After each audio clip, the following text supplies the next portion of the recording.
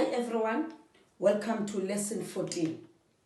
Let me mention, students, that this is the very last heading in this essay, International Resistance, that we've been dealing with. Remember again, students, that after each heading, you are supposed to tie up with the question of the essay.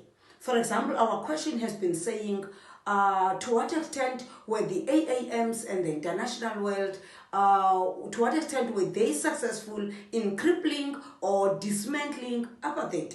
So now, at the end of each heading, you are supposed to show that they were successful or they were not successful. In this case, we all know it's success. This question always goes with success. The AAMs were successful. This is what is called the line of argument, LOA. And in each essay, when you write, students, make sure you put a reasonable number of LOAs, okay? One subject advisor suggested 4 in each essay for you to qualify, a mark close to 50. But I would suggest something more than that, even if 6 or 7 or 8. The reason why I would suggest something more than 4 is that one day your script will be handled by somebody else who believes that there should have been more LOAs. In actual fact, if you have got several headings, you cannot have only 4 LOAs. As we say, after each heading, you are tying up.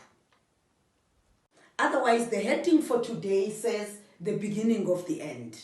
The beginning of the end. You can see your teacher is laughing because things are going well in South Africa. At last, there are several factors that have led to where we are, which is the beginning of the end.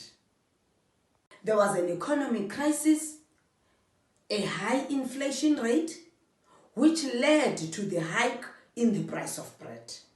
The hike refers to the rise in the price of the basic commodities, and bread is one of the examples. There was a sharp fall in white incomes. Their salaries went down sharply, and there was a sharp decline in the rand value, and that made imports very expensive. This economic crisis meant that the apartheid regime had to rethink its apartheid policy. The white South African businessmen realized that this was time to introduce changes in South Africa, so that changes were unavoidable. Gavin Reilly, the chairman of the Anglo-American Company, he called a meeting between a group of white business people in South Africa and the leadership of the ANC in exile. He had a delegation. The meeting was held in Lusaka, Zambia, in 1985. It cannot be denied, students, it cannot be denied that sanctions, disinvestment were the powerful tools that forced the apartheid regime in South Africa to begin talks with the ANC in exile.